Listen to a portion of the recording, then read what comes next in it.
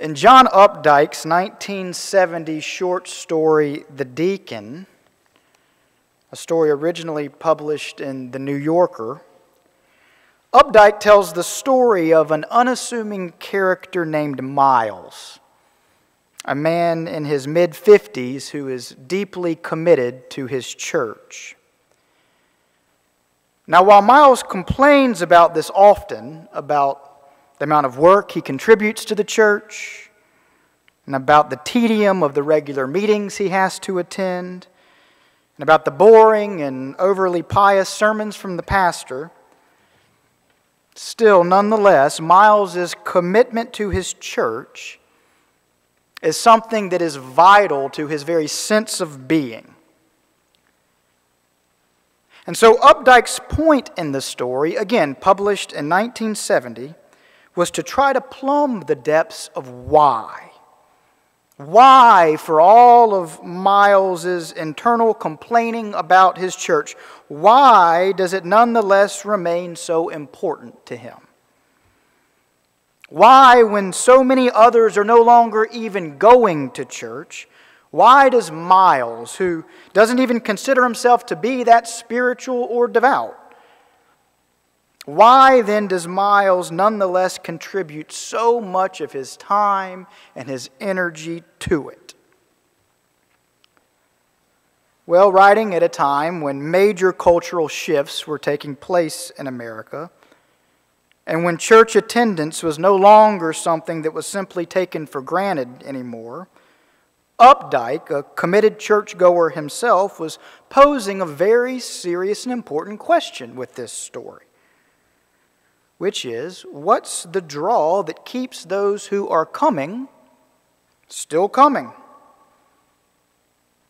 Or as Updike has Miles put this same question to himself in the story, and I quote, "Why persist in work so thoroughly thankless, begging for pledges, pinching and scraping to save decaying old buildings, facing rings of Sunday school faces, baked to adamant cynicism by hours of television watching, attending fruitless meetings, missing sleep? Why?"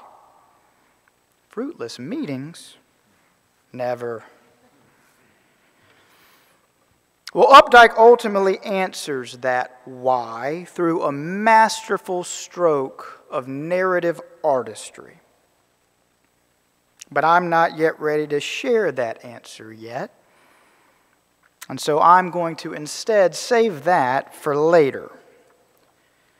Because for now, I want to tell you a story about something that made a profound impression on me shortly after I arrived here at Boulevard as your pastor. Now, as you all well remember, on Wednesday nights, pre-coronavirus, we would meet without fail for prayer meeting in the CAC.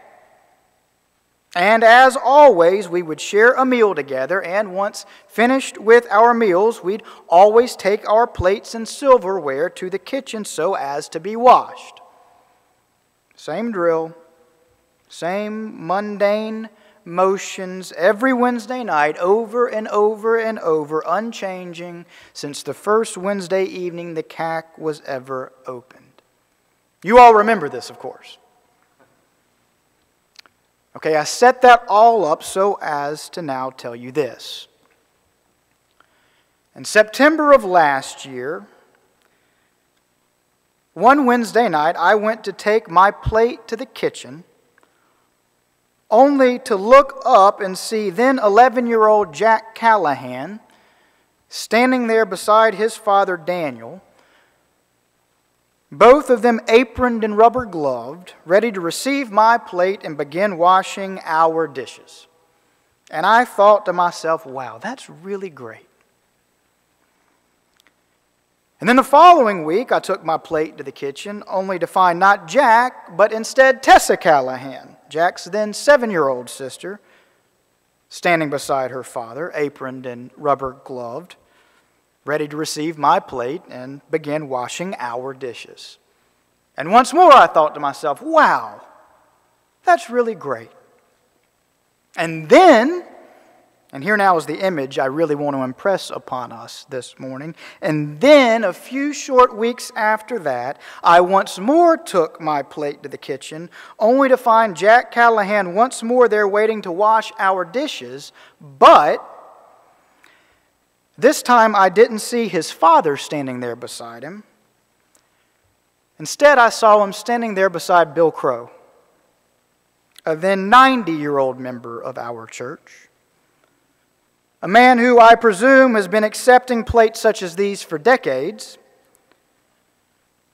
A man who, like Updike writes of his character Miles, is nearly daily at the church, performing some small function, checking in on things to make sure that everything's okay, and just dropping by to say hello. There these two were together, side by side. Do you have that image?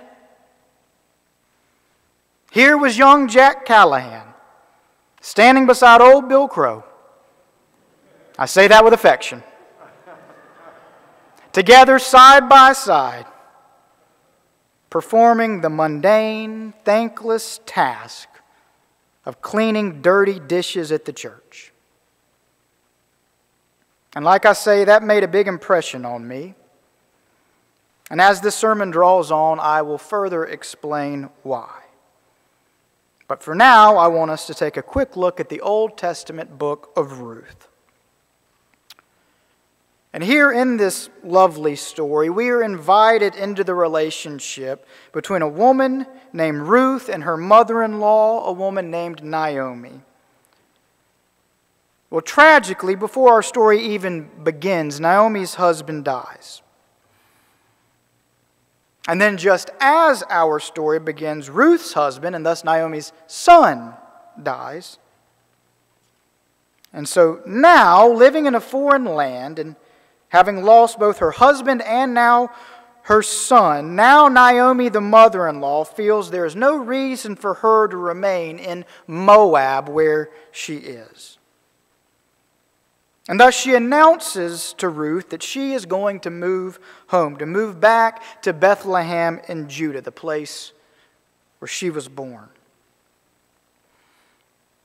Well, suffice it to say, there's so much else to this story, which is to say, there are so many details I'm going to leave out this morning for brevity's sake, not to mention other characters I'm not even speaking about.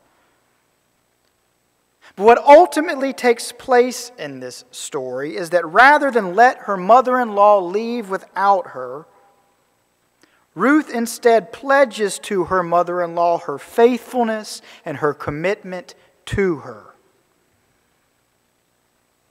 "Do not press me to leave you or turn back from following you," she says in chapter 1. "For wherever you will go, I will go. Wherever you will lodge, I will lodge. Your people shall be my people, and your God shall be my God. Where you die, I will die. There will I be buried." It's a beautiful pledge of commitment. And the rest of the story amounts to watching Ruth remain faithful to her word. She does follow Naomi wherever she goes. And she does lodge where Naomi lodges. And she does accept Naomi's God as her God. And again, I cannot overstress that I am leaving out vital aspects of this story. But I am doing so for a very specific reason. I am oversimplifying things so as to make this not at all simplistic point, which is that by the story's end, after having gone through all they've gone through together, after having been bonded by their shared hardship and struggle, after having proven to one another over and over and over again, not just through their proclamations of fidelity, but meanwhile through the small, daily, mundane acts of service that proved their fidelity, after having proven to one another over and over and over again that they were in this together, that they were for one another, that they were with one another. After having proven that, here's what happens at the story's end. At the story's end, the very end, the women of Bethlehem, these women whom Naomi grew up with and whom she had been away from for decades, these women, having themselves now watched and seen and witnessed the powerful bond between Naomi and Ruth, here at the story's end, these women speak to Naomi, directly addressing her relationship with Ruth, saying to her, "Blessed are you. Blessed are you," quote, "for your daughter-in-law who loves you, who is more to you than 7 sons. And in the ancient Near East, gang, that ain't bad.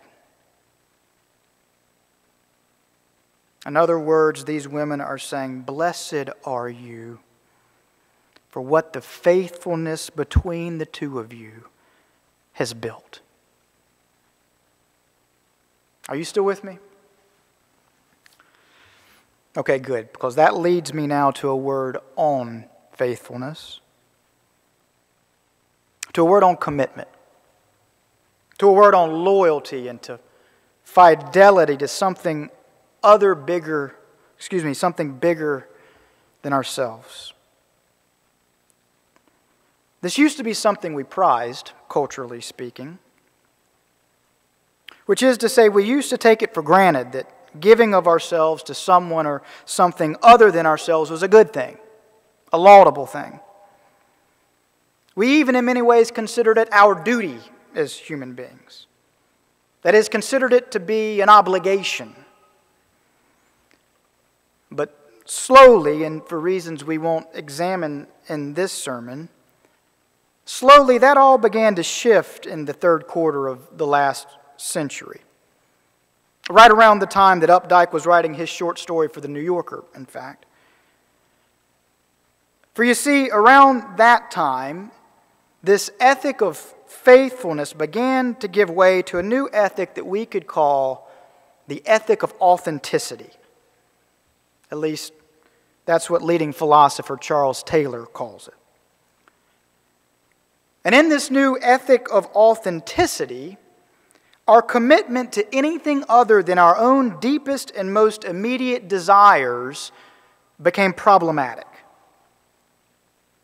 For how this new ethic asks, how can someone else or how can something else possibly know what is best for us? That is, know what is best for me as an individual. And thus, in this new ethic, conforming our wills to anything that felt boring or stifling or cumbersome or simply in the way of our own immediate wants and desires, well, conformity to anything like that, well, it became old hat. Something we just always done reflexively, perhaps because of tradition or external pressures or who knows what else, but now no longer. For a new day had now dawned. A new wave of enlightenment had now set in. And no longer did it make any sense to us to do something unless we could see the immediate value in it for us. Okay, we'll get out of the weeds on this now. And we won't in this sermon lift up the obvious goods that have been made possible by this ethic of authenticity. Namely, that people have been empowered to flourish as the unique individuals they were designed by God to be. We'll save all that for some other sermon. But what we will do is quickly turn our attention to the way that with the dawning of this age of authenticity and with the demonstrable goods that it made possible, how with it we also soon enough began to throw the baby out with the bathwater. Which is to say, in rightly refusing to conform any longer to things that suppressed true life within us, we soon began to refuse to conform to anything at all. Or to put that differently still, we quickly began to confuse commitment to the wrong thing with commitment to anything being wrong. Do you follow that? I hope you do. Because the purpose of this sermon on faithfulness is to highlight what we lose when we mistake these two things. Yes, the purpose of this sermon on faithfulness is to highlight what we miss out on when we misunderstand why faithfulness matters in the first place. And that leads me back to Updike's short story and to his character Miles and his internal question about why to persist in his commitment to his church, that is, in his faithfulness to his church. Now, if you'll recall, Updike early in the story captured Miles's internal monologue as Miles asked himself, quote, "Why persist in this work so thoroughly thankless, so thoroughly mundane and boring, so obviously inconsequential to the larger things going on in the world, so contrary to the more exciting things I could be doing with my time? Why persist?" If you'll recall, such is Miles's question at the beginning of the story. Well, as the story nears its conclusion, Miles shows up for a meeting at the church one winter's night, only to find that the other members of the committee have not yet arrived. And so, having a key to the church, he lets himself in and he goes to the meeting room to wait. But then, looking down to his watch, only to find that his watch has stopped, he therefore decides to go into the old sanctuary, a sanctuary built in 1880, Updike tells us. And he decides to go in there to consult the clock hanging upon the sanctuary's far wall. And so here now is Updike's narration of this moment, and listen carefully. Miles switches on the nave lights. A moment passes before they come on. Around and above him, like a stiff white forest, the hewn frame creaks and groans in conversation with the wind. The high black windows, lashed as if by handfuls of sand, seem to flinch, yet do not break. And Miles feels the timber of this ark, with its ballast of box pews. He feels it give and sway in the fierce weather, yet hold. And this is why he has come, to share the pride of this ancient thing that will not quite die. Do you hear that? Here in the sanctuary, this ancient sanctuary, taking in the sights and the sounds of this otherwise insignificant building, here Miles has this epiphany that, quote, "This is why he has come, to share in the pride of this ancient thing that will not quite die." That is, to be part of a story so much bigger than himself. And so here now is how the story ends. Sitting there in the sanctuary, having just had this epiphany, Miles can see up past the clock to the gallery where items from the church's past, Puritan pew doors, 10-foot warmers, velvet collection bags, cracking black and white portraits of old pastors, oval photographs of deceased deacons, and as Updike writes, quote, "unlabeled photographs of chubby, cross children lined up under trees long since cut down." Follow me here, gang. Here at the end of this story, Miles sitting in this old sanctuary, now understanding why he persists in coming, now knowing it's because he finds a deep sense of purpose by being a small part of this ancient thing that will not quite die. Now understanding the beauty of it all, the allure of it all, the draw of it all. Now Updike depicts Miles sitting here in the sanctuary, taking in these tokens of the church's history, and then Updike writes, and I quote, "All this anonymous treasure Miles possesses by being here." All this anonymous treasure. That is to say, all of this richness and fullness and meaning and joy, all of it hidden, only to be revealed to those who faithfully attend to it.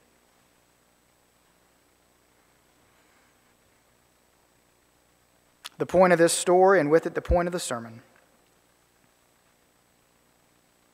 to experience the richness made possible by the virtue of faithfulness, one has to commit to the tedium of day-to-day, unsung, unexciting acts of service. To experience the fullness made possible by the virtue of faithfulness, one has to commit him or herself to something bigger than him or herself. Which is simply to say there is no shortcut to this kind of richness and fullness. But that with that being said, there is also no substitute for this kind of richness and fullness. For no amount of immediate pleasure or instant gratification or dizzying leap from one excitement to the next, for none of that, in the final analysis, can compare to the fullness and the richness and the meaningfulness of having given of ourselves, slowly and surely, steadily and sincerely, time and again, year after year, to something other than ourselves. In the end, nothing compares to what this kind of faithfulness builds. Because these are the treasures that make our lives worth living. But treasures though they might be, they remain hidden and anonymous, revealed only to those who have been faithful to something other than themselves long enough to finally see them. Which leads me back to Jack Callahan and Bill Crow, and with it to the end of this sermon. Here in this one image of these two side-by-side cleaning dishes, here was to me the very sight of the virtue of faithfulness. Here in this one image was to me the answer to Miles's question as to why we persist in committing ourselves to something like a church.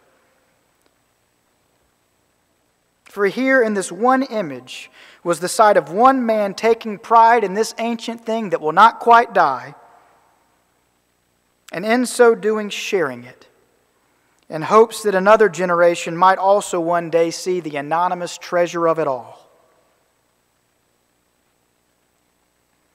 Yes, here in this one image, I saw the very embodiment of the virtue of faithfulness being passed along. And I hope you are able to see that in this image too, because otherwise I don't know how else to impress it upon you. And so then I close by saying this. Daniel and Jenny are to be commended for encouraging their children to serve in such a way. And not just because service is good, which of course it is, but also because through encouraging such mundane acts of service, they are equipping their children to one day know the fullness and richness that can come only on account of having been committed to something larger than their own immediate wants and desires.